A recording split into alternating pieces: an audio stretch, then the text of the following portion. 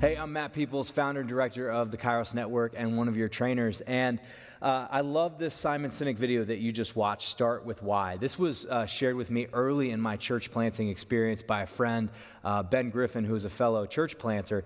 And when I saw this TED Talk for the first time, it just radically changed the way I saw mission and vision and doing ministry. In fact, I have made staffs that I've run watch this annually, every single year, because I think this concept is so important. And so to give you that overview again, what Simon Sinek talks about is the idea that everything has a why, a how, and a what. And most people know the what, a few people know the how, very few people know the why, but if you know the why, everything else begins to become common sense. And I love some of the corporate examples he shares. One of my favorite examples when we're talking about this is the example of Starbucks. See, whenever you walk into Starbucks, everybody knows what it is. It's a coffee house, right? But a few people, the employees, know how that coffee house works. I've had a friend that was a manager, now she's a DSM of a Starbucks. And so she's given us coffee tastings and she's shared some of the inner workings of how they work. And it's really neat to see some of the behind the scenes of a Starbucks. But, you know, very few people know the why. But if you know the why, the how and the what become common sense. And it was really interesting to me. A few years back, I read Howard Schultz, the founder of Starbucks, book on creating Starbucks.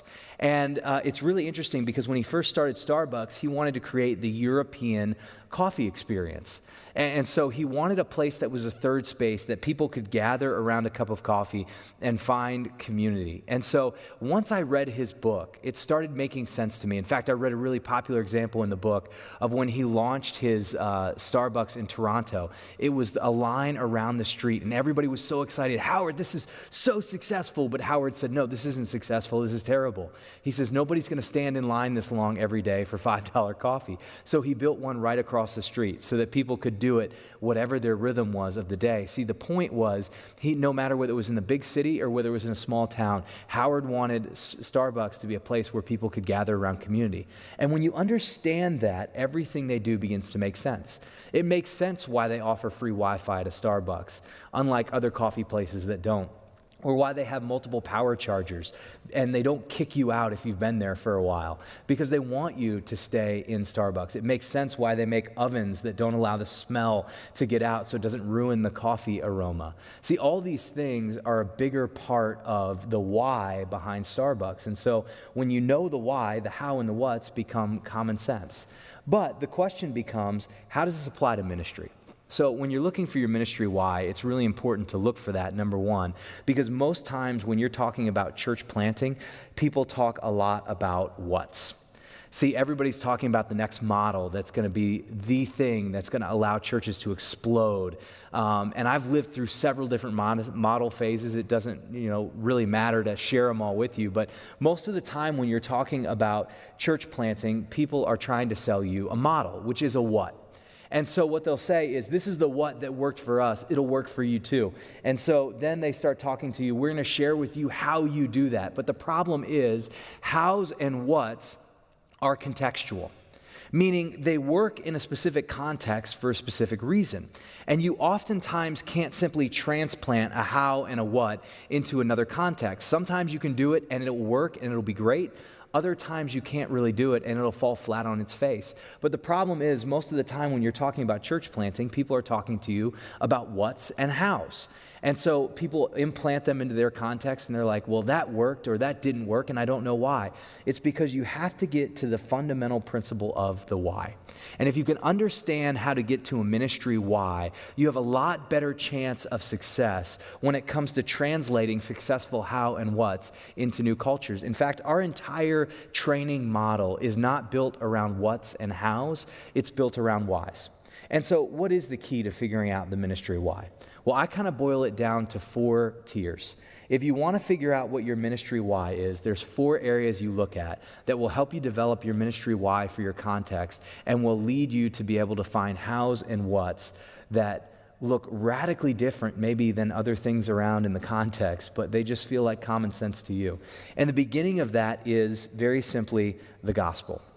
you have to remember that the point of the church is to share the gospel message with the world. And so if you're coming into an area, you have to realize that the first key to figuring out your ministry why has to begin with the gospel.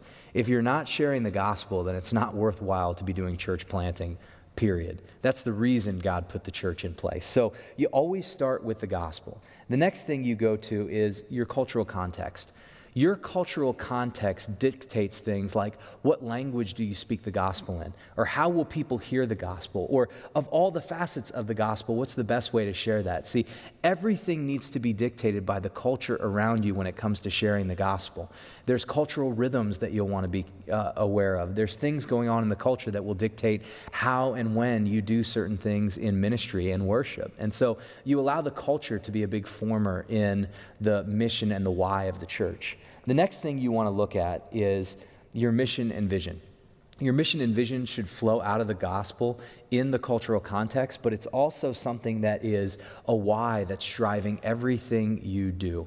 It's really easy to try to do too many things, and so what the mission allows you to do is have a firm anchor in what you should be doing, what you're created to do better than 10,000 others, as Will Mancini says in Church Unique. And so your church mission and vision, or your vision frame that we're going to talk about in another video, is going to be a big founding thing within this. And then finally, what's your unique apostolic esprit? So how are you uniquely wired to do ministry, and how are the people that God's gathered together in your context uniquely wired? Think about Ephesians chapter 4.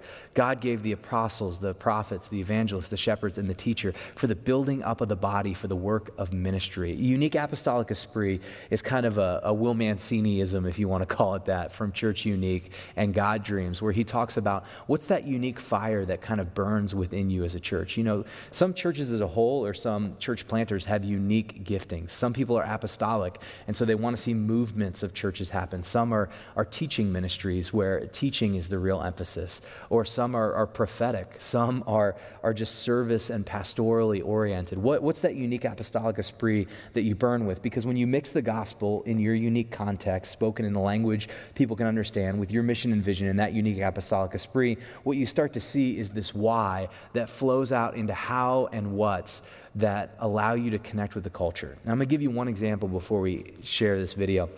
When I went to Knoxville, Tennessee, we wanted to start a ministry that would connect the disconnected to Jesus. That was our mission and vision. And we specifically wanted to hard target a 24 to 34-year-old male disconnected from church.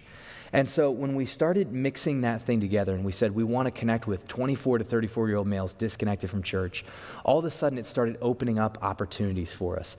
That's why we spent a ton of time at brew festivals, and we started doing things like koozies. We advertised on a hard rock radio station, which was not the most popular station in town, but it hit that core demographic we were trying to reach. Everything we did, right down to the fact that we were in a movie theater that was a third space, because we knew if we wanted to connect with people outside the church, we might have to be in a place that didn't feel like a church at first. Even texting in questions. We wanted to take questions every single Sunday. Why did we use a texting platform? Because a 24 to 34-year-old male disconnected from church knows how to text. See, that why focus really allowed us to do some very unique hows and whats that allowed us to connect with some people we wouldn't have connected with otherwise. That's why eventually the ministry connected a lot of people who were 10 to 20 years disconnected from church, if they were connected at all to church in their lifetime. And we got to see some really cool stories of faith. But a part of that was a white-hot why that we had that led to a how and a what. So as you're looking for your unique ministry why, and you're wondering how all these things fit together, keep that in mind. The gospel, your context, your mission and vision frame, and then finally, your unique apostolic esprit. When you think about those four questions, you'll be able to come up with some really great, really outside the box ministry items.